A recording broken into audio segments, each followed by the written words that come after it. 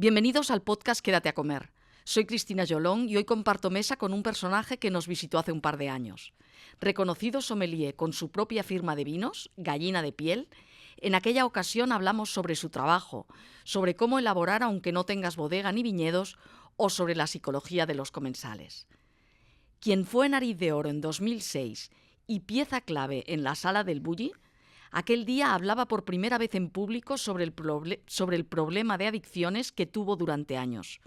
Un problema que después contaría en Confesiones de un sommelier, un exitoso libro con el que quería ayudar a quienes pasan por una situación parecida a la suya. Cada vez que coincido con el personaje que hoy tengo delante, señala que aquel episodio de este podcast supuso el inicio de una nueva etapa. Ahora vuelve dispuesto a seguir hablando claro sobre un mundo del vino en el que hay demasiadas cosas que no se cuentan. Y él, asegura, de mentiras ya contó bastantes en su vida anterior. Bienvenido, David Seijas. Pues muchas gracias, qué feliz. ¿Cómo estás? Estoy súper bien. Han pasado 2 años de aquel podcast que hicimos. Entre medio ha salido el libro, que ha sido un éxito. Creo que va por la 2ª edición. Y te sentías un poco con el deber, creo, de intentar ayudar. Creo que fue una de las razones por las que publicaste aquel libro, pues de seguir pudiendo servir para algo en los casos de personas que puedan estar en la misma situación que tú viviste, ¿no? Pues sí, la verdad que fue salir del armario, fue explicar algo muy íntimo y que estos 2 años pues me han dado la perspectiva de que fue muy importante, porque he recibido tantos mensajes de gratitud también, de gente que he podido ayudar. O sea que te agradezco de verdad, Cristina, esta oportunidad, porque a veces no lo contamos y contándolo yo creo que ayudamos mucho más de lo que nos pensamos. O sea que mil gracias. Decías, salir un poco del armario en un tema encallado, ¿no? Que debían conocer muy bien todo tu mundo más cercano. Pero que es difícil, sobre todo, reconocer cuando te dedicas al mundo del vino, que ahí está la parte más compleja, ¿no? Claro, hay mucho estigma en el tema de las adicciones, sea la que sea, ¿no? Porque al final, hasta hace poco, un adicto molestaba, ¿no? Era como que, oye, quédate aquí tranquilo, que ya la has liado bastante, ¿no? Y, ostras, yo creo que no, que, o sea, nuestra experiencia tiene que servir para ayudar. Y los que hemos pasado por algo parecido, en mi caso el alcohol y otras sustancias, bueno, podemos ser también ejemplo de gente para enseñarles que se pueden hacer más cosas, de que es una etapa de la vida y que no se ha terminado, sino que nos sirve para ser mejores, para tener otra experiencia y para transmitirla. O sea que en un mundo que nos quiere adictos, en un mundo que yo diría que casi todo el mundo es adicto a algo, y si quieres hablaremos de esto, al azúcar, a redes sociales, al sexo, o sea que creo que la experiencia ayuda mucho a contar que se pueden hacer muchas más cosas y que es un poco más natural de lo que aparece. Y en mi caso, claro, el alcohol dentro de un sector que al final vino es alcohol, o sea que imagínate tú lo que me costó salir, pero estoy muy feliz de haber salido. Bueno, porque normalmente las personas que han tenido este problema saben que nunca más se pueden acercar a una botella ni siquiera, o a una copa ni siquiera tampoco a eso, pues como la cerveza sin alcohol, ¿no? Que es mejor pues no tocar este asunto, pero tú estás viviendo en este ámbito y has tenido que buscar la manera de poder seguir trabajando y no abandonar una profesión que por otra parte te entusiasma, entiendo.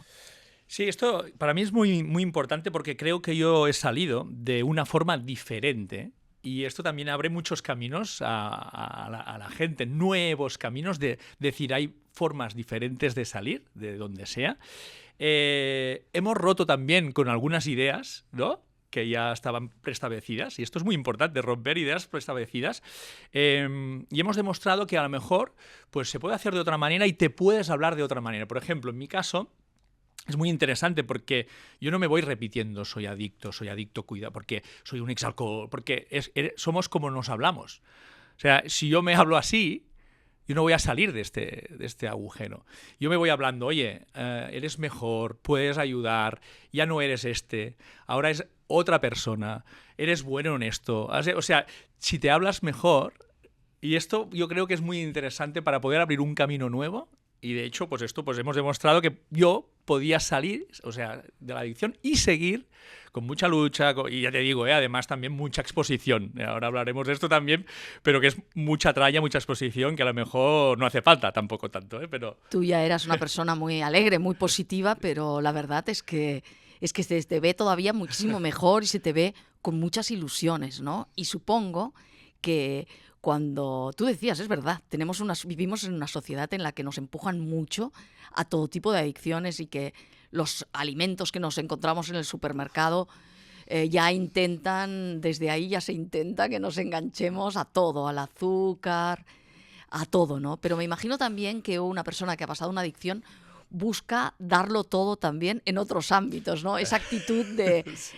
a fondo como cuando era en el tema de las adicciones. Y yo me imagino que después de leer tu libro, fantástico libro además, que tiene un punto de Bourdain, ¿no? En el título también de confesiones de un chef a confesiones de un sommelier, pero también mostrar esos bajos fondos, ¿no? del mundo en el que te mueves, pues se habla de la pasión por correr, por la naturaleza, por tantas cosas que a lo mejor las llevas a cabo pues con esa Sí. con ese ir al límite, ¿no? También, que es propio. Bueno, es que ahora lo has dicho y me parece muy importante que ahora es felicidad y antes era búsqueda de placer y es muy diferente porque hay una psiquiatra muy importante, Anna Lem, que habla de esto, ¿no? De que cuanto más placer, luego más dolor. O sea, esto, la balanza va así, más placer, más dolor. La felicidad es otra cosa, ¿no? Y tener estas ilusiones también te dan esta felicidad y no estar encadenado. O sea, ahora todos los que nos están escuchando, que estén encadenados a algo, al azúcar, al tabaco, al no sé qué, al tal, cuando tú te dejas de encadenar, esta libertad es felicidad absoluta. Y como bien dices, me gusta ir bastante a fondo con todo y he pasado casi por todas las adicciones, ¿no? O sea, por ejemplo, cuando yo dejé el alcohol, me enganché al azúcar y esto es muy bestia porque... Pero eso es muy común, porque claro, los exalcohólicos necesitan mucho azúcar. porque Yo te no está sé por diciendo qué el es. cerebro te está diciendo que hay de lo mío. Claro. Y luego algo que tenemos muy, muy a mano, porque esto es una droga, hay que decirlo tal cual, o sea, y además la industria alimentaria, lo que has dicho tú de la comida procesada, esto es un lobby que flipas. Aquí, no, o sea, al final pasa esto, azúcar, azúcar, azúcar, y te enganchas a lo primero. Y luego me di cuenta que me había enganchado a correr, que parecía Forrest Gump, ¿sabes? Digo, ¿dónde va? No tengo ni idea, pero voy a huir de todo esto, que también es malo. O sea, hay un día que dices, oye, si no puedo ir, no pasa nada. Frena un poco, ¿no? Claro, claro, claro. Yo decía al principio, porque tú me lo dijiste un día, tengo ganas de hablar claro, porque de mentiras ya dije muchas en su momento, ¿no? Es verdad que las drogodependencias están muy vinculadas a las mentiras. Supongo que al principio te engañas también a ti mismo, pero, y esto te lo pregunto porque no lo sé, me imagino que llega un momento en que al único que no engañas ya es a ti mismo, que es cuando se convierte en algo mucho más solitario. Ya no te puedes engañar a ti, ya estás en el pozo, ¿no? Totalmente. Y esta frase la dije porque es verdad, porque un adicto dice muchas mentiras, porque al final tiene que hacer que todo vaya alrededor de él, que todo vaya bien, ¿no? Y poder consumir más y esconderse de aquí y de allí. Y claro, y además, por ejemplo, en el oficio del vino esto me iba muy bien a mí, porque también decimos muchas medias verdades, decimos muchas mentiras. O sea que a nivel personal y profesional era fantástico, pero como bien dices, hay un momento que te haces trampas al solitario, que estás tan engañado, tan en el fondo, que dices, ¿qué haces aquí, no? Yo me prometí de verdad, Cristina, fue no mentir más. Y yo me dije, y has mentido bastante a tu familia, a tus queridos, a tus compañeros de trabajo y a ti mismo. Y te voy a decir una cosa, desde que no miento, desde que yo he vuelto a ser yo, porque al final tú, lo que decíamos, ¿no? Dr. Jekyll, Mr. Hyde, ¿no? Esta doble personalidad que tiene casi todo el mundo y no cuentan. Desde que no miento, todo me va mejor. Recibes tanto cariño, recibes tantas cosas. Puedes explicarlo desde dentro, puedes explicarlo desde el sentimiento y creo que la gente lo agradece. Y a eso vamos a ir, David, porque me interesa muchísimo conocer, esto tú dices también en el mundo profesional, dije mentiras, ¿no? O medias verdades. Se dicen muchas, hay mucha historieta en torno al vino desde la palabra del sommelier. Tú dijiste muchas mentiras, tú estabas en el Bulli, estabas en un lugar importantísimo. ¿Se viste mucho y se colorea demasiado? Mira, te diré que hay muchas mentiras, muchas medias verdades, mucho storytelling y que muchas veces al final de la misa la mitad. Hay que decir que por suerte, siempre hay un porcentaje, por pequeño que sea, de grandes profesionales, de grandes viticultores, de grandes bodegueros, de gente que realmente su pasión lo siente, pero esto es un negocio. ¿Vale? Esto es lo primero que tenemos que tener claro. Esto es un negocio. Luego, ¿qué pasa aquí? No sé por qué se cuentan cosas de una forma que no tiene ningún sentido. Y es un poco, tú y yo ya tenemos una cierta edad, ¿no? Es un poco como el juego del teléfono. ¿Tú te acuerdas del juego del teléfono? Sí, al final se desvirtúa muchísimo. Claro, pero luego tú vas a una bodega que te cuentan un cuento, que también ya empiezan con, ¿no? Digamos, con medias verdades. Tú te haces tu historia, cuentas otra, al cliente le cuentas otra y al final le llega al cliente una historia que, bueno, parece, ¿no? Pero hay mucho storytelling. ¿Qué pasa aquí? Que yo creo que todo ha cambiado tanto. O sea, no hay nada que sea igual que hace 50 años. Y aquí parece que sí, que no sé el por qué interesa, no sé por qué interesa que no se cuente. Y yo lo estoy viendo como, o sea, este espíritu bulliniano de decir, oye, vamos a hacer una cosa, vamos a cuestionarnos todo, ¿sí? ¿Por qué esto? ¿Por qué lo otro? ¿Por qué no enseñamos cómo lo hacemos? O sea, el bulli yo creo que fue muy chulo porque terminaba la temporada y decía, oye, mira, nosotros hacemos esto y utilizamos esto. Y la gente decía, wow, gracias, ¿no? Cuando había muchas recetas que se guardaba ahí ¿no? el secreto y tal. Y decía, mira, utilizamos esto y esto y esto, encima te lo vendo y se hace esto y lo puedes hacer en vuestras casas. Yo creo que esta es una buena conclusión. ¿Por qué? ¿Qué pasa? Que en el mundo del vino, por ejemplo, en elaboración, o sea, yo voy a las escuelas, tengo la suerte de dar clases, que esto es magnífico, y a la gente que está estudiando el curso de sommelier, tú les dices, a ver, ¿quién os ha explicado aquí de viticultura y enología y tal? Ah, pues este y tal. ¿Y qué os cuentan, no? Hostia, el relato es que aún, o sea, es que el alcohol se consigue con el paso del azúcar al alcohol mediante unas levaduras y que esto es súper mágico y que tal. O sea, y aquí, si la industria alimentaria ha cambiado más en 50 años que en los últimos 2000, o sea, aquí también hay un montón de técnicas. La gran mayoría legales, ¿vale? Pero que o sea, aquí estamos hablando de levaduras, de nutrientes. Levaduras que se suele decir que son autóctonas, claro, pero no siempre lo son, ¿no? Claro, aquí está. ¿Por qué no interesa decirlo? Yo no lo sé, pero, por ejemplo, levaduras. Si el 90 y largo por ciento de los vinos hay que utilizarlas, por ejemplo, yo un depósito de vino blanco de 50.000 litros, ostras, y es que además no pasa nada. Aquí está lo que nos esté escuchando, ¿no? Estas levaduras que ayudan a la fermentación. O sea, esta fermentación espontánea es muy difícil. Pero ¿qué pasa? Que hay este juego del teléfono también, pasa que... Los jóvenes que no sepan lo que es el juego del teléfono, deberíamos aclararles que es un juego que se hacía como un corro, se elegía una palabra y entonces uno va diciéndole al oído, al de al lado, la palabra se va desvirtuando y al final llega una palabra que no se entiende nada porque se dice como muy deprisa. Y al final llega, es buenísimo, y al final llega una palabra que no tiene nada que ver. Se llega una frase que no se parece en nada. Una frase que no tiene nada que ver al inicio, ¿no? Y aquí, pues hay una serie de bueno, digamos que utensilios, máquinas, productos, ¿no? Hemos dicho, pues yo qué sé, especificantes, clarificantes, nutrientes, y no lo decimos. Y no sé por qué, porque al final, hace 50 años, pues a lo mejor tenía sentido, pero yo creo que funciona. Nos dicen, hostia, es que no llegamos, ¿qué tal? Que esta es otra, no sé si hay que llegar o no lo sé, pero hemos intentado desde la honradez, desde poder contar las cosas, ¿no? Ya te digo, si el 99% de las cosas son legales, además, diría que son bastante más naturales que en la alimentación. Mucho más porque el vino ya por su estructura, ¿no? De acidez, de alcohol y tal, no le hace falta a lo mejor tanta química como los productos ultraprocesados, pero hay un montón de historias. Hay, yo qué sé, por ejemplo, a mí me viene a la cabeza el tema de las chips, que esto me hace mucha gracia a mí, por ejemplo. Tienes que explicar lo que son. Vamos a explicar chips. un poco. Esto es muy divertido porque al final chips, slave o como le puedan llamar, son como unas virutas. Bueno, de hecho hay todos los tamaños, gustos, colores, lo que quieras, ¿vale? Tú puedes comprar. De hecho, todo lo que digo yo se puede comprar. O sea, Un catálogo, yo ¿no? en el libro yo cuento no sé cuántas, tal, empresas. O sea, tú puedes entrar hoy y mirar qué es lo que puedes comprar. Cuántas levaduras, más de 1000, tal, que huelan a esto, a lo otro, a tal.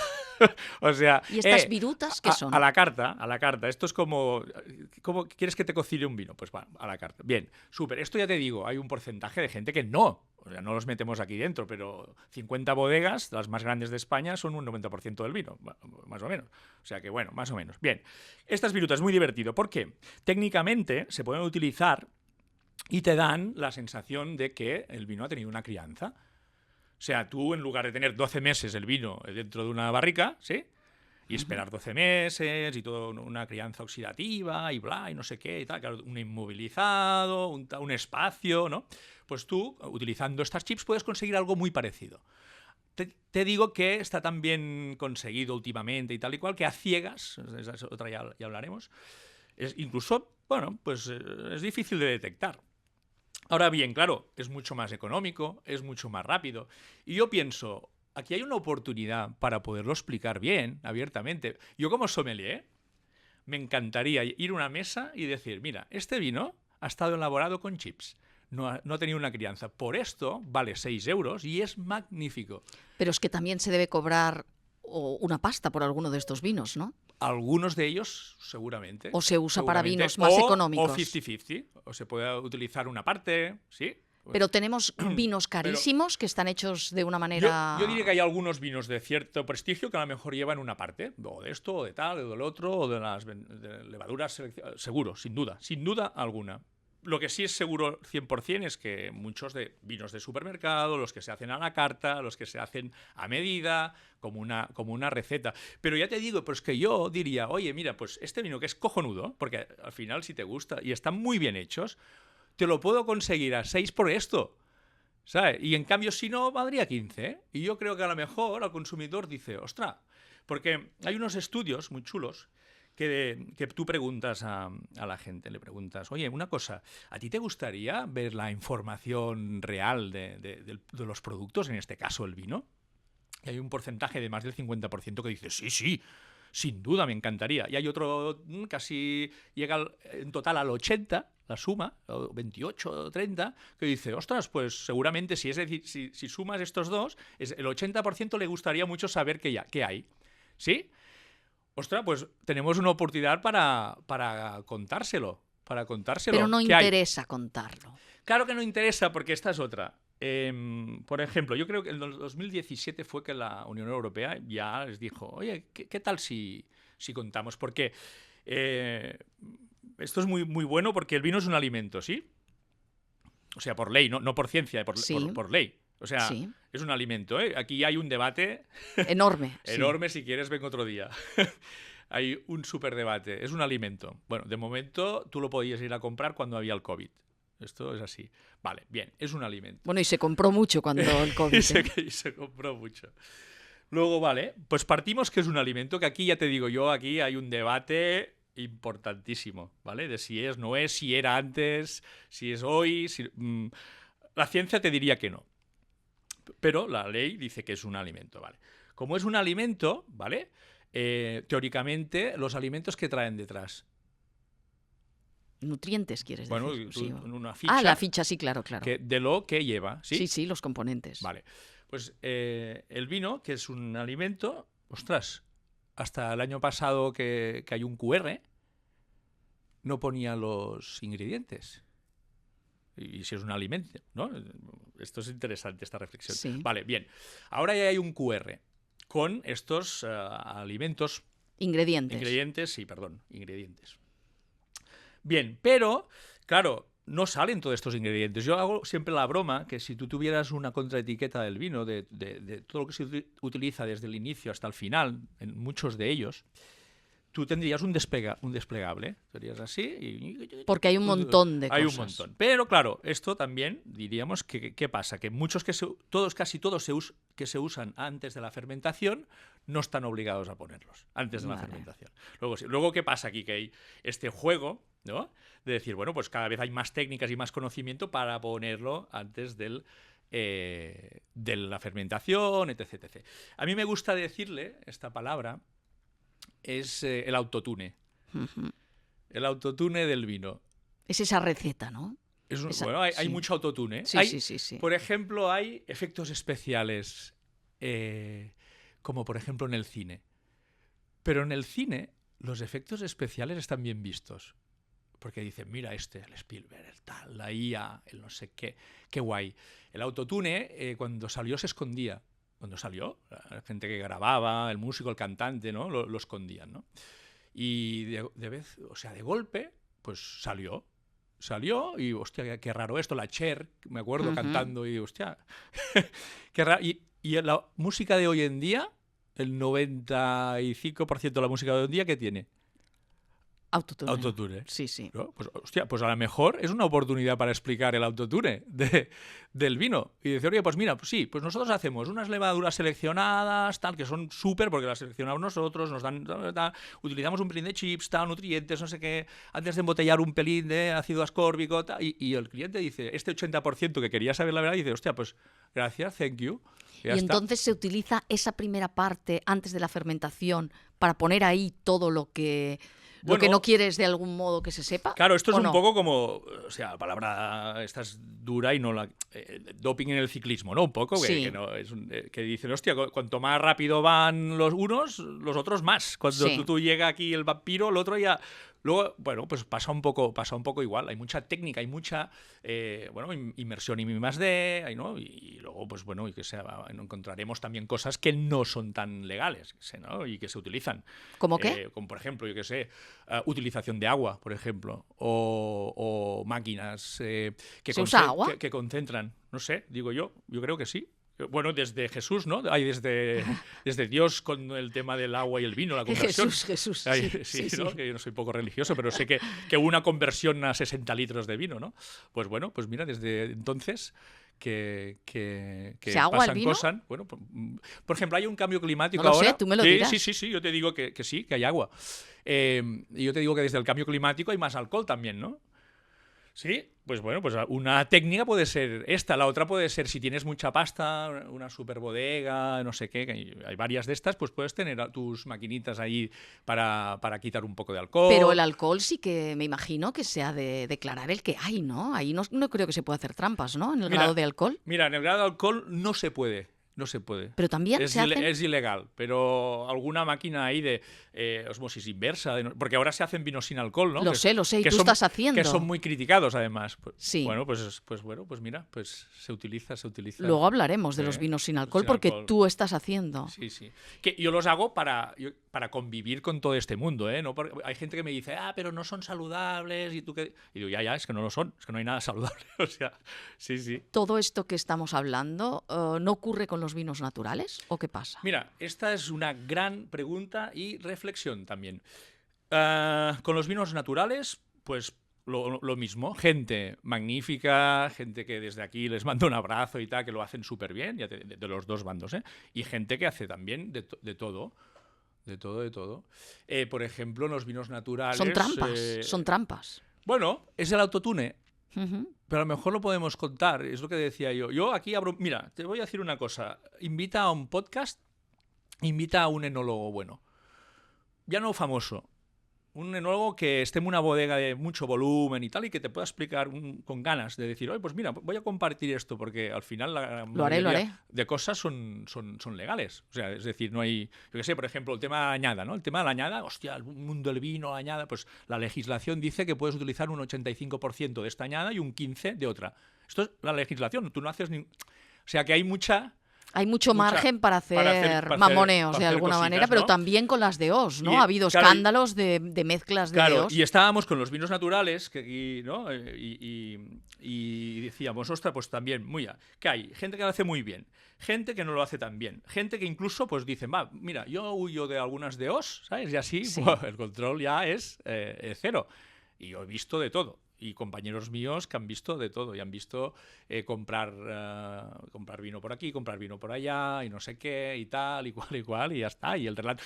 Yo, o sea, hago una broma que es muy buena, que es que me río yo mismo, es muy buena, la digo yo, pero que me parece graciosa, que es, yo creo que tendrían que pasar por un control de esto, de un detector de mentiras. De la máquina de la verdad, ¿no? O sería muy bueno esto de los aeropuertos, ¿sabes? Tú cuando entras a una feria...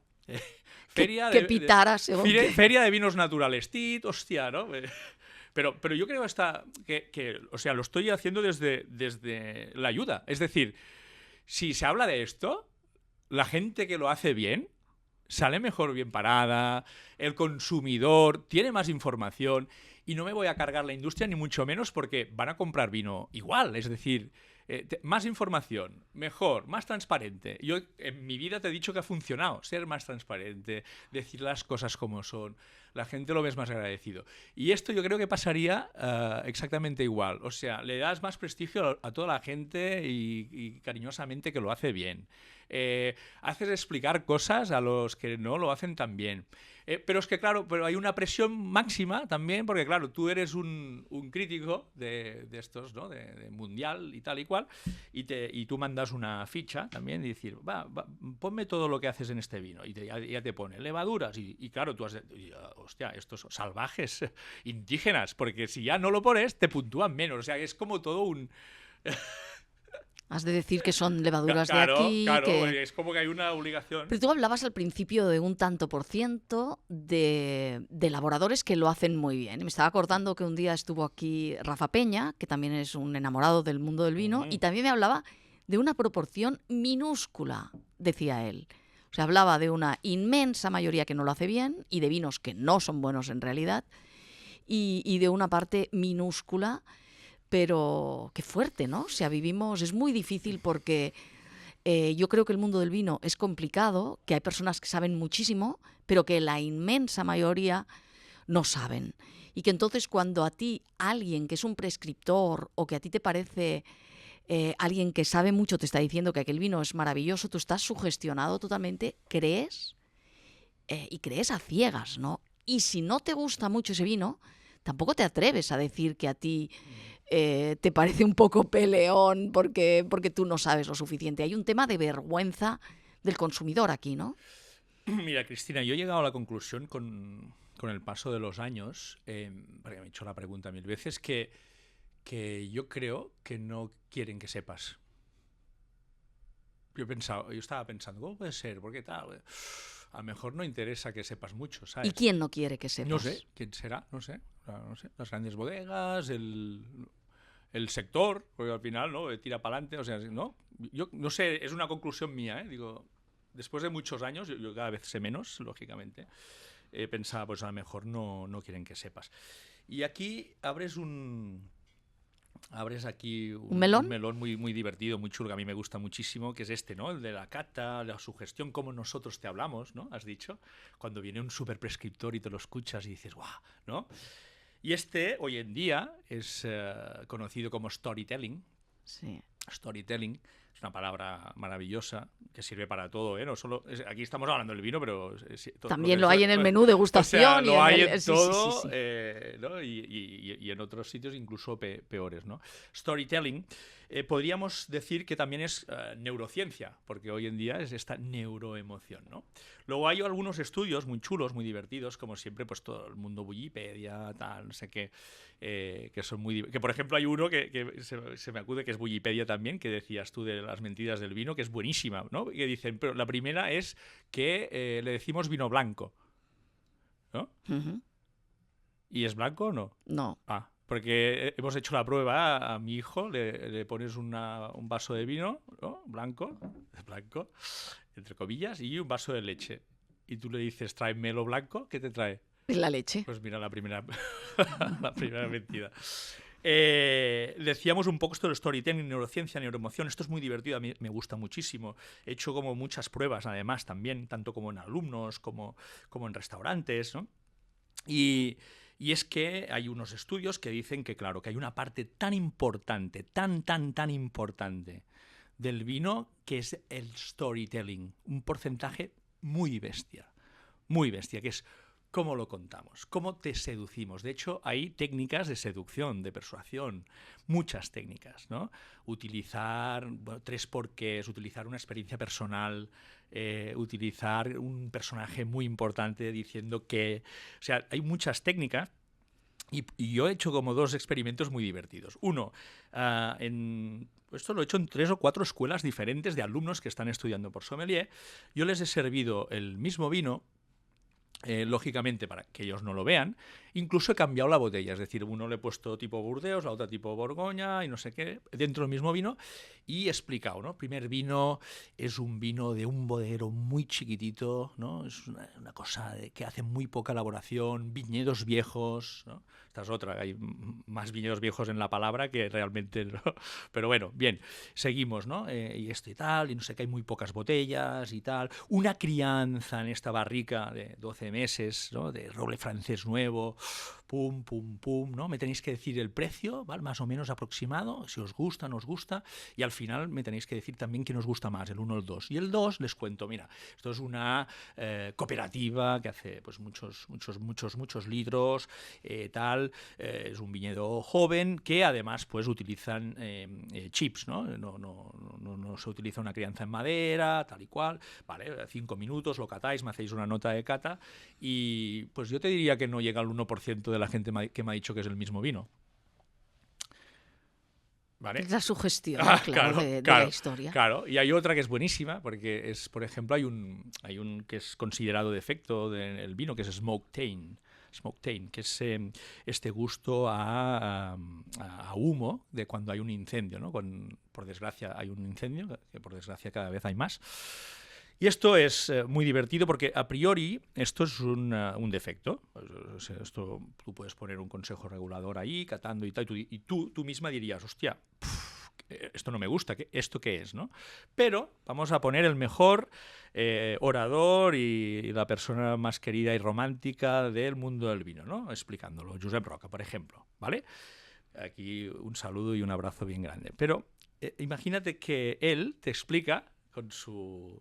¿no? Con su saber hacer y tal, que claro, que este vino es tan especial porque en este año, este viñedo paró el fuego y por esto pues solamente 300 botellas de estas vides supervivientes han llegado para poderte ofrecer este maridaje que va súper bien con un plato con humo. Este vino va a ser el mejor del mundo, el mismo. Sí, pero cuando escuchas a Josep Roca, de quien hablas, y te habla, yo estoy pensando en él y en cómo te cuenta las historias a veces de un pequeño elaborador o una pequeña elaboradora. Yo siento el lugar y le creo absolutamente, y creo que es un tío de una honestidad y de un conocimiento absoluto. A mí por eso me da miedo con esto que dices, porque puede parecer... que la palabra de estos, tú has puesto este ejemplo. Yo he puesto el ejemplo para decirte que el mismo vino que a ti no te gustaba, si te lo era el ejemplo del storytelling. Yo te entiendo. Del storytelling de decir, wow, qué vinazo. Para que tú tengas una idea. Te entiendo, David, pero por otra parte, esto que tú estás diciendo puede hacer creer que una persona que comunica tan bien, con tanto conocimiento y honestidad al mismo tiempo, que haya un poco de storytelling ahí y que no sea... Y yo creo que Pitu nunca o Josep Roca nunca te habla de un vino en el que no crea. Está claro. Y creo que es importante que hagamos esta distinción para que la gente no se confunda. Yo por esto he puesto el ejemplo del querido Josep para decirte la mejor persona que mejor para ponerlo incluso más encima de la mesa de lo importante que es el storytelling. O sea, entraría dentro del grupo de personas honestas con un montón de conocimiento. O sea, top 10, ¿no? Dicho esto, pues bueno, a partir de aquí, mucho storytelling, tanto del sommelier como de la bodega, porque Sí. ya esto ya empieza en la bodega, ¿no? O sea, ¿cómo podemos aportar valor? Venga, pues venga, vamos a hacer que vendimia manual, de noche, de tal, viñedos de más de 150 años, cuanto más mejor, una vendimia en una caja, todo eso yo te lo estoy explicando y aporta valor. Si una crianza en un hormigón, que ahora ya no es hormigón, que ahora ya puede ser granito, que es más caro. Si yo te cuento esto, tú ya vas viendo, vas construyendo también que es más caro, que es más tal, ¿no? O sea que es muy importante el storytelling. Y esto nos lleva también a que luego si hay una cata a ciegas, ¿qué pasa con todo esto? Que no hay storytelling. Y esto es muy difícil. Yo puedo decir, mi vino favorito es este. Y luego me ponen 50 aquí delante y puede ser que no los coja. Sí, Yo sí, hablo por mí, no, sí, no sí. por Y el se han resto. dado montones de casos de un vino súper chungo que ha quedado como mejor a veces valorado por Claro. alguien que a lo mejor no conoce lo suficiente, pero por otra parte tú eres Nariz de Oro 2006, ¿verdad? 2006. Sí, oxidado ya, caducado y oxidado Sí, ya. no. Y vemos, por ejemplo, el éxito de las catas por parejas que organiza Vila Viniteca, que es brutal y va a más. Y vemos gente cada vez más interesada en esas catas, gente con muchísimo conocimiento.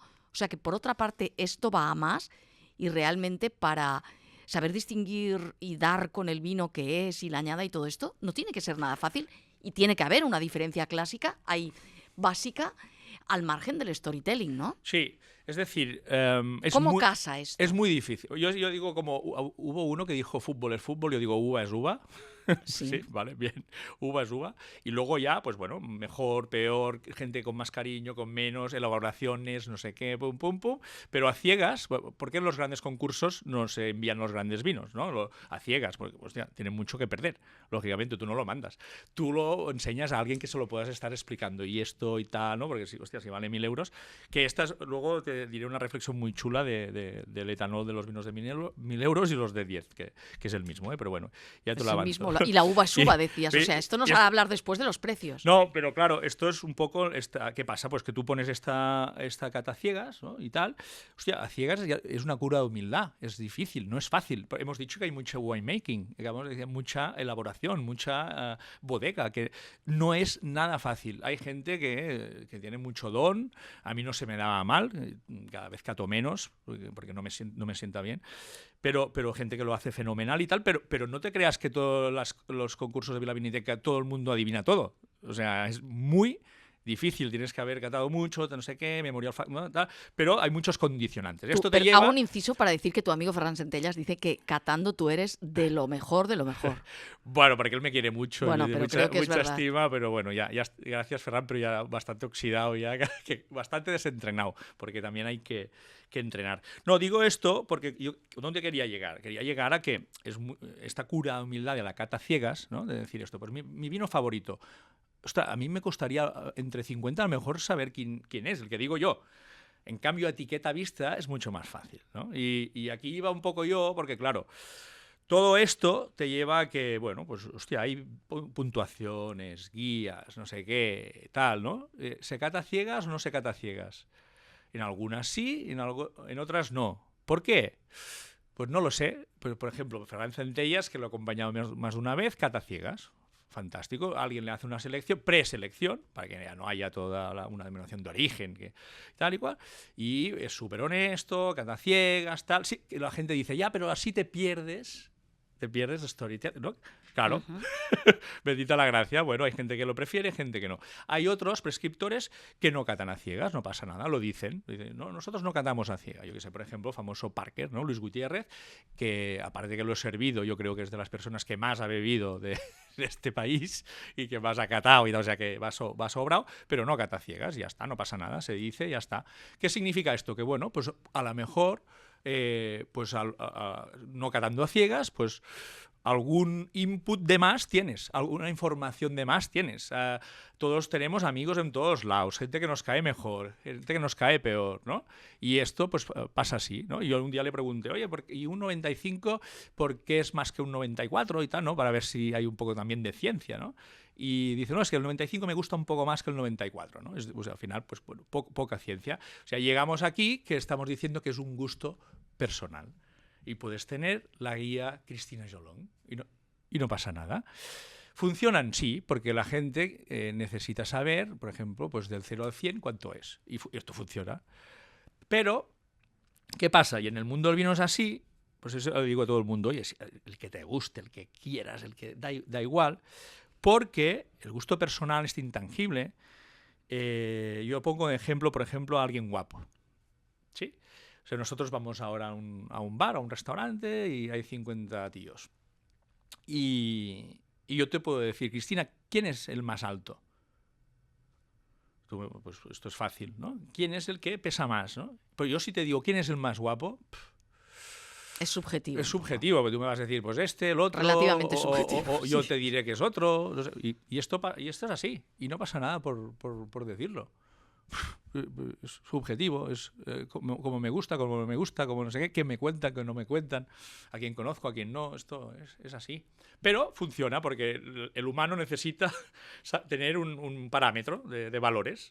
90 no sé qué, bueno, y hay un negocio que flipas, porque a partir de aquí pues empiezan que si los shows, que si no sé qué, que si ahora si tú quieres tener una mesa porque has tenido más de 95 tienes que pagar no sé qué, que si te haces una suscripción en no sé dónde, que si tú me pagas por cada muestra que yo pruebe, o sea que aquí también hay business. Yo me quedé preocupada el día que viniste y me trajiste una botella del nuevo vino que acabáis de sacar sin alcohol y yo te pregunté, pero David, desde mi inocencia un poco te dije, pero ¿aquí hay paisaje? O sea, sin el alcohol se puede... Y tú te pusiste a reír y dijiste, paisaje, paisaje, paisaje. A ver dónde hay paisaje.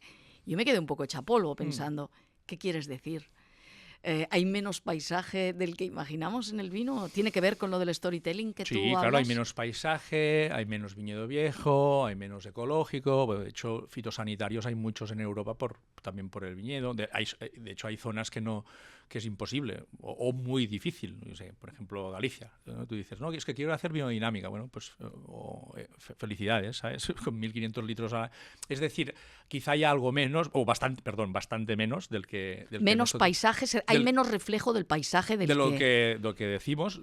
Queda otra vez este pequeño porcentaje que decíamos antes de gente querida y tal. Pero claro, luego ya entrábamos en el tema del vino sin alcohol, ¿no? Que tú me dijiste, y aquí, hostia, sí. ¿qué viñedo? ¿Qué tal? Digo, a ver, mira, te voy a decir una cosa. Este vino nosotros lo presentamos a la gente como una receta. Sí, te di una ficha y te digo, mira, esto es una receta. Esto es como si estuviéramos en el Bulli, una deconstrucción, te dije, ¿no? ¿Por qué? Porque, bueno, vale, partimos de un vino con alcohol, ¿vale? Y hay que quitarlo con un sistema que hoy, bueno, el que utilizamos se llama Golo, tal. Pero cuando tú quitas todo este alcohol, quitas un montón de cosas, o sea, lo dejas temblando, desnudo, ¿vale? Y luego, sobre todo para hacer un 0-0, ¿vale? Hay que volverlo a añadir todo esto, ¿no? Y hay que añadir aromas y yo te dije, me lo paso súper bien porque es un poco esta alquimia de construir otra vez y no sé qué, y acidez, y ponemos un poco de mosto concentrado para darle un poco de volumen y tocamos el tartárico y tal, y que no están muy lejos de estos vinos que decíamos antes de receta, de cocinados, o sea, aparte del tema de quitar el alcohol, lo otro no está tampoco muy lejos. Y te dije, yo soy incapaz de decirte en un vino sin alcohol que es este viñedo y este paisaje, tío. O sea, que ya no. Y he visto alguna bodega que ya empieza el discurso del 0-0 con este terroir. Y digo, hombre, yo creo que hasta aquí hemos llegado. Yo creo que tiene que haber un antes y un después ya. O sea, vino sin alcohol ya de terroirs y tal. A mí me parece demasiado. Bueno, de todas maneras hay una tendencia, luego lo hablaremos a los vinos sin alcohol, porque hay otra manera de acercarse al mundo del alcohol, sobre todo por parte de mucha gente joven. Pero antes te quería preguntar, ya que hablábamos de los vinos naturales y ya que hemos hablado de Josep Roca, yo lo veo cada vez más enamorado de los vinos naturales como una puerta que una vez ya la has abierto no tiene vuelta atrás, ¿no? Sin embargo, veo otras personas también muy entendidas que no acaban de entrar en el tema de los vinos naturales. ¿Qué pasa con esto? ¿Y tú cómo te posicionas? ¿O cómo lo ves y tú como experto? Es una tendencia, ya he dicho que como en todo en la vida hay de buenos y de malos. ¿Habría menos mentiras si habláramos siempre de vinos naturales y fueran naturales con ese pitido que tú decías? Por desgracia no. Yo te diría que al final hay de todo, hay de todo, hay de todo. Hay gente que también se sube al carro.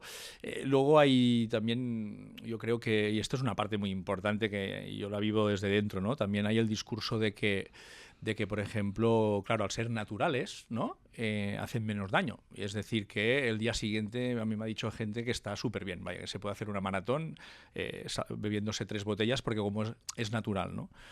Y esto a mí sí que ya me preocupa un poco porque al final, ya te decía, lleva alcohol. El alcohol es etanol, bueno, hay muchos alcoholes, pero uno es el etanol. El etanol es tóxico y hay que decirlo. Y el etanol es el mismo etanol que metabolizas en un vino natural, que en un vino convencional, que en un vino de 1.000 euros, que en un Tetabric. El etanol es el mismo. Bien, dicho esto, ¿por qué a lo mejor les sienta mejor? Pues porque puede ser que en muchos casos, ¿no? En muchos casos, no en todos, repito, tengan quizá menos intervención. A lo mejor, es decir, menos correcciones. Que no, que hay de todo, pero o que pues realmente sí hay una viticultura mucho más respetuosa. O sea, tú puedes sentir esto, pero el alcohol no. Es decir, al final el alcohol está en los vinos naturales y en los no naturales. Y el alcohol es alcohol, hablaremos de salud, pero antes, ya que decías tú, la uva es uva, el etanol es etanol. ¿Qué ocurre con los precios entonces? ¿Realmente es normal que haya precios muy dispares, pero tan elevados? O sea, que haya vinos tan carísimos, ¿está justificado? Supongo que es un tema de demanda, de oferta. Sí. Es un tema que primero yo creo que en España lo que tendríamos que hacer es intentar pagar mucho mejor al viticultor, porque cada vez hay menos viticultores pequeños, porque como se paga mal la uva, solo entran empresas muy grandes, porque al final con menos margen, pero más volumen, es decir, es una pena. ¿Sabes? Y esto es lo primero. Si no pagamos bien hay pocas DOs que paguen bien la uva. Luego, dicho esto ya, que me gustaría que se cuidara bastante más al pobre viticultor, a todos los que están en el campo, cualquier campo. Dicho esto, luego, ¿qué pasa? Esto es un negocio, como todo, como hemos dicho. Y se trata de construir marca. Pero, o sea, tú tienes Pongo el ejemplo de la ropa, a mí me gusta mucho. El ejemplo de la ropa porque tú te compras un traje de 3.000 euros. Y te lo hacen a medida y no sé qué, ¿no? Y tú puedes tener la mejor seda, te la pueden traer andando de la ruta a la seda si quieres y tal. Los costes son los que son. ¿Vale? Luego, nosotros vamos a ver, los costes son los que son en muchos vinos, dependiendo un poco de lo que se paga el kilo de uva, lo que vale el terreno, porque no en todos lados vale igual, y aquí tú tienes que construir marca. ¿Cómo? Primero, haciéndolo muy bien, la viticultura, no sé qué, no sé cuántos, pero luego también en el relato. Hay un ejemplo aquí en España muy bonito que es el de Vega Sicilia, ¿no? Que, hostia, Vega Sicilia es el vino quizá más reputado de toda España, ¿no? Pero ¿cómo son sus orígenes? Pues, hostia, sus orígenes son, primero destilaban, luego hubo una familia que es la Lecanda, tal, que se hizo también muy amiga de los reyes y tal, y viajaban juntos. O sea, tú, claro, si te mueves en un ámbito, pues también vas a conseguir poner más marca. Luego, dos ejemplos también que me gustan mucho de lo que es hacer marca y de la importancia de hacerte ver que es único. Esto es acojonante. Y esto, por ejemplo, también sirve con la ropa, que es los bolsos Louis Vuitton. Bolso Louis Vuitton, tú te compras uno, lo que valga, 2.000 euros. Y es muy chulo porque vas por la calle pensando, wow, qué pedazo de bolso me he comprado, y es único y exclusivo. Y esto es lo que han conseguido, ¿no? Pero luego cuando vas a visitar, el taller que tienen es absolutamente manual. O sea, también está confeccionado de una manera y tal. Sí. concreta. ¿Y cuántos hay de bolsos como el tuyo? Hay. Unos cuantos. Sí. Vale. Dom Perignon. Yo no tengo, ¿eh? No. Dom Perignon, ¿sí? Dom Perignon, todo el mundo conoce. Glamour, tal, ¿no? Dom Perignon, cuando tú abres una botella de Dom Perignon, es decir, se para el mundo, ¿no? Porque, ¡fua! Dom Perignon, tío. ¿Cuántas botellas hay? Hay. ¿5 millones? Por ejemplo, Grand Cru de Burdeos, los grandes, Latour, no sé qué, Lafite y tal, ¿no? Esto Hostia, y yo me acuerdo que al principio llevaba la botella esta, que pensaba como que no se me caiga, ¿sabes? Y luego, claro, digo, wow, tendríamos que saber copiarlos más. ¿Por qué? Porque hacen 200.000 botellas. Y tú te piensas que esta que tienes tú aquí... Y esto es la respuesta a lo que me decías tú, es oferta-demanda. ¿Cómo generamos, ¿no?, esta exclusividad, escasez, ¿no? Entrar, por ejemplo, en el cupo. Estar en un cupo. Y porque también hay un negocio en las grandes marcas que están en bolsa. O sea, tú puedes mirar ahora mismo en directo las grandes marcas si bajan o suben, y porque hay subastas, y porque, ¿no? Pero no estás hablando de calidad o de Se excelencia. supone que hay calidad, se tendría que suponer. Excelencia. Y es que está la excelencia. ¿Cuánto vale Vale. la excelencia? No sé, pues los precios de coste serían X. ¿Sí? Y a partir del X hasta los 1.000, no sé qué, esto es marca. La excelencia es hasta aquí, con tus costes. Ya te digo, dependiendo de lo que pagues la uva y el terreno, comprarte un terreno en la Champaña, prepara 1.000.000 de euros. Pero a partir de aquí, la excelencia, luego, todo lo demás es... ¿Por qué unos zapatos vale 400 y el otro 100? Pues no sé. Y los franceses son los reyes a la hora Bueno, lo han hecho muy bien. de vender la exclusividad y la excelencia, ¿no? Lo han En hecho general muy bien, han lo han sabido hecho mucho. muy bien, muy bien. Ya desde el viñedo, de cómo explican el terruño. Pero ellos pagan bien al viticultor. Por ejemplo, a la Champaña y a la Borgoña, un viticultor pequeñito puede vivir. En cambio aquí, difícil. Quizá porque no nos lo creemos, no. Bueno, sí, hay una falta de autoestima De en general, pero ni en exactamente. el aceite, ni tú, yo que viajo un montón, te das cuenta, ¿no? Dice, 10 quesos italianos y 10 de franceses y 2 de españoles. 10 aceites italianos, 3 de españoles. 20 vinos franceses, 1 español. O sea, esta es la proporción Es del así, mercado. ¿no? Has hablado del etanol, has hablado de que el alcohol no es saludable, y este es otro asunto porque, David, además partimos de que vivimos momentos muy diferentes. Hay mucha gente que se aproxima de una manera distinta y que entiende, que se preocupa por la salud y que se preocupa por la alimentación y que entiende que el alcohol no es saludable. Y tú dices, vale, es cultura, es paisaje, es placer, pero no es salud. Que no me cuenten qué es salud, ¿no? ¿Qué pasa con eso? ¿Seguimos con este discurso? ¿Tendremos que cambiarlo? Porque supongo que habrá estudios sesgados también que defienden lo de la copita al día, ¿no? Nosotros venimos de cuando éramos pequeños, el agua con un poquito de vino, o con pan con vino y azúcar, ¿no? Venimos del brindis, solo un poquito para brindar. Venimos de todo eso y estamos en otros tiempos. Sí, claro, y fíjate que claro, lo primero, claro, yo todo esto, con este proceso, claro, yo siento una responsabilidad. Siento una responsabilidad muy bestia. Todo este proceso te refieres a lo que tú has vivido. Claro, este proceso mío, ¿no? Han pasado estos 2 años, ¿no? Siento como una responsabilidad porque yo digo, si encima estoy vendiendo vino, yo tengo un movimiento interno muy bestia, ¿sabes? Pero todo esto digo, bueno, vamos a hacer una cosa, que vamos a sacar este espíritu bulliniano otra vez, vamos a cuestionarnos todo y vamos a buscar ciencia y vamos a buscar qué pasa, porque yo tengo esta responsabilidad, necesito no mentir más, que decíamos al principio del podcast. Es que yo no puedo mentir más, ¿vale? Bien, por eso yo lo primero que vi es algunos estudios de, sobre todo, preguntar ¿por qué bebemos? Hay una parte de socialización muy importante también, ¿no? O sea, y por placer. ¿Por qué bebemos? Tú lo has dicho, ¿eh? Placer, tal. Pero el estudio es muy interesante, va pues, de gente joven, ¿no? Hasta los 18, 20 años. ¿Por qué bebemos? Un estudio hasta los 20 años y luego pues ya hasta los 64. Y luego ves tú las respuestas, las tengo por aquí, o sea que es fácil de tener los porcentajes.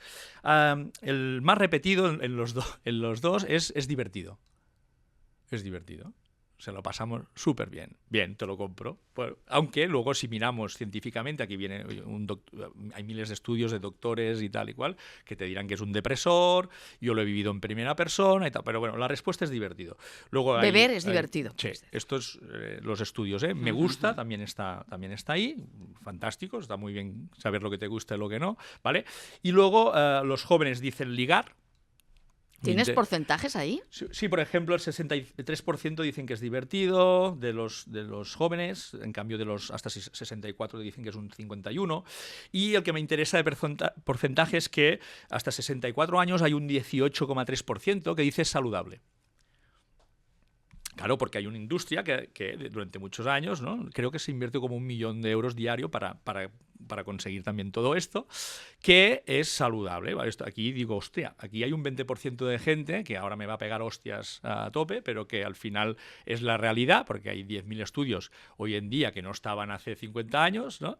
Que es saludable. Bueno, vamos a ver todo esto, ¿no? Y la última era, quiero encajar. Y esta me parece muy bestia también. Encajar en un grupo. Encajar en un grupo. Luego esto me llevó también a mirar, hay un libro que es fantástico que se llama Borrachos, de Edward, un apellido muy raro, que de hecho habla de esto, de cómo por eso ha sobrevivido el alcohol durante tantos milenios, porque es un lubricante social. Y dice, tiene su razón de ser, su peso, es un lubricante, desinhibidor, lubricante, tal, o sea, ¿no? O sea, yo lo primero que hice es, vamos a ver, esta responsabilidad que hay, que encuentro. Y hemos encontrado un montón de estudios científicos, porque lo he hecho con un científico, no yo solo, ¿no? Luego, la primera conclusión es, bueno, primero es saber por qué bebemos, interesante, ¿no? Y que cada uno haga lo que quieras.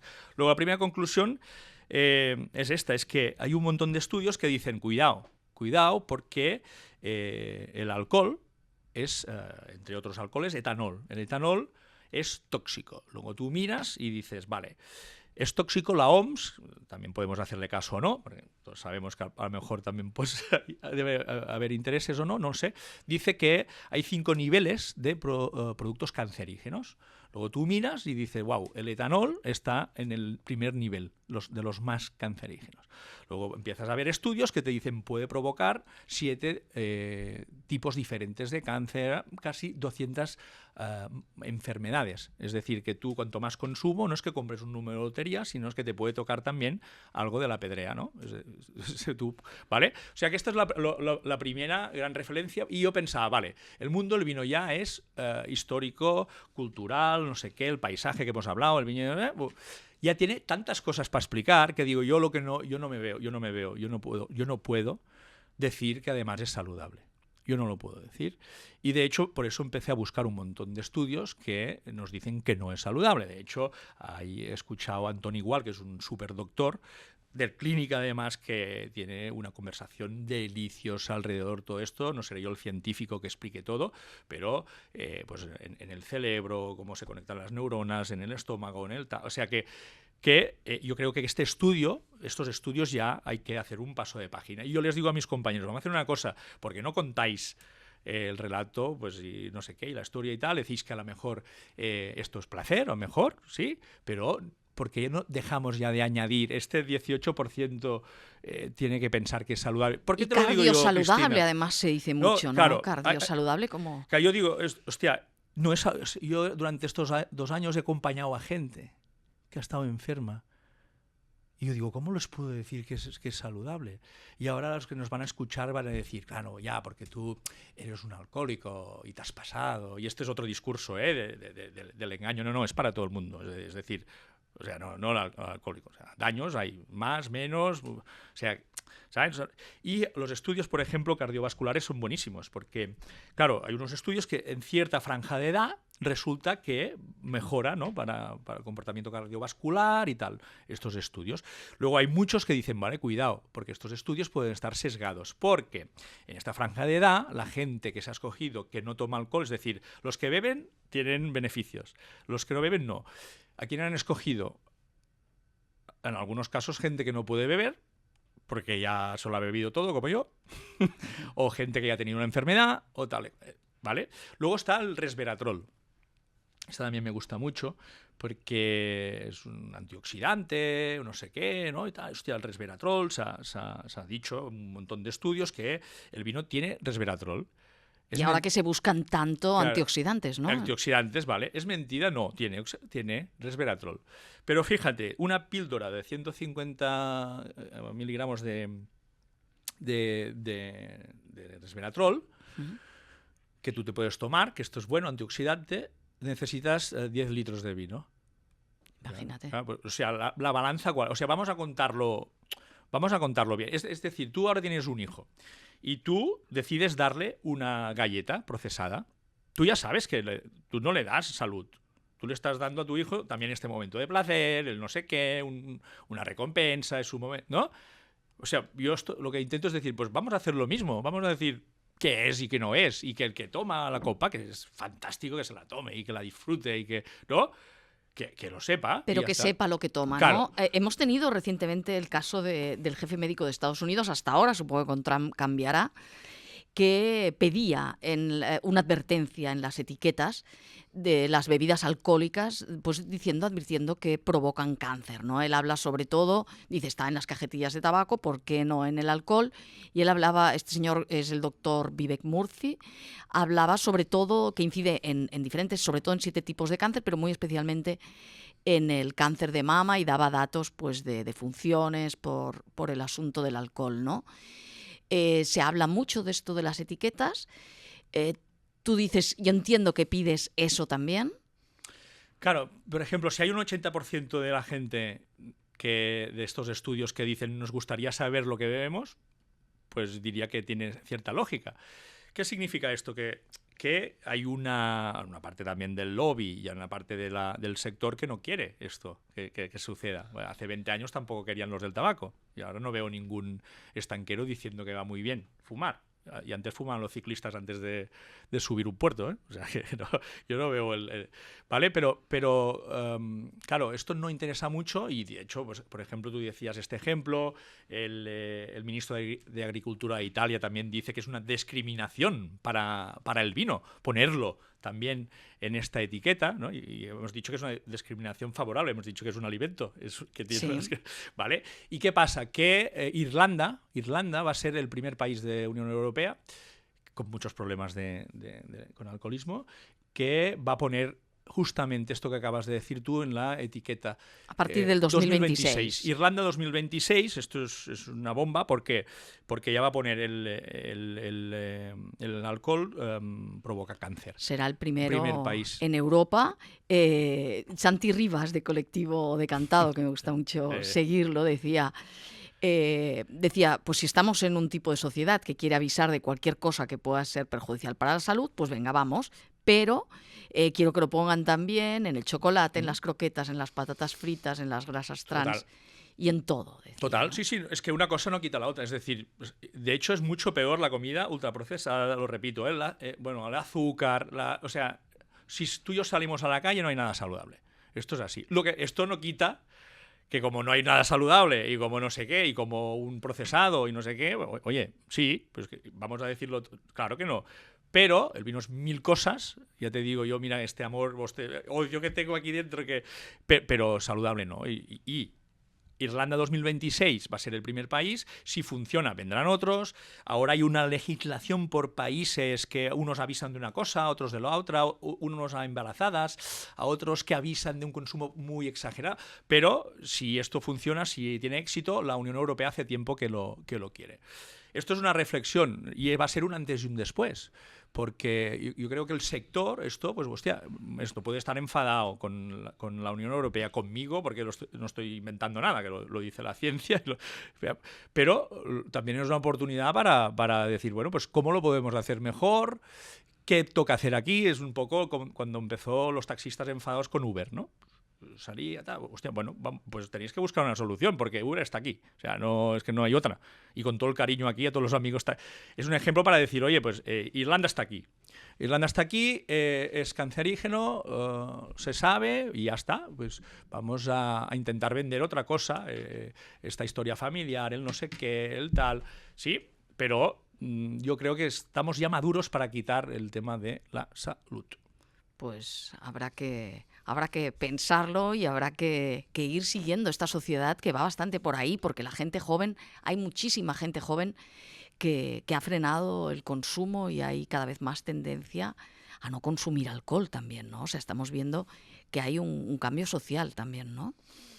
Hay muchos movimientos. No sé si los vinos sin alcohol, por donde tú has ido, van a ser futuro. Yo para mí, para las bodegas, o sea, los grandes ya hace tiempo que lo hacen y tal, es porque es futuro. De hecho, tú miras un poco el mercado y dice bebidas con bajo contenido de alcohol, crecimientos del 20% anual. Bebidas de 0,0, crecimientos del 8, 9, tal, según estudios, ¿eh? O sea, esto es una oportunidad para las bodegas.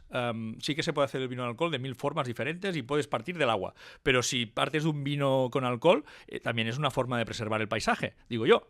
¿Sabes? En un futuro. O sea, ¿qué pasa? Que el hándicap es que es muy caro todo el material, no sé qué, la I+D, no sé qué. Pero puede ser. O sea que yo para mí esto es un aviso, porque tú puedes estar aquí quejando que cabrones, que la Unión Europea, y hace mucho tiempo que lo están aquí diciendo, y que Irlanda, pero claro, puede tener un efecto dominó. O sea que como sector yo haría también un poco de autocrítica, ¿no? Y me miraría un poco hacia adentro y diría cómo podemos manejar todo esto, ¿vale? Yo que sé, por ejemplo, el tabaco, que cuando lo quitaron de los bares, restaurantes, que hubo un pollo, ¿no? ¿Tú ves a alguien ahora infeliz de entrar en un restaurante sin fumar? Nos hemos acostumbrado. Pues no sé. La sociedad va avanzando y van a ir cambiando cosas. David, es un placer siempre hablar contigo y habrá que hacer una tercera vez, porque siempre es un placer tenerte aquí. Muchísimas gracias. Un lujo y espero poder ayudar. Y gracias por esa sinceridad.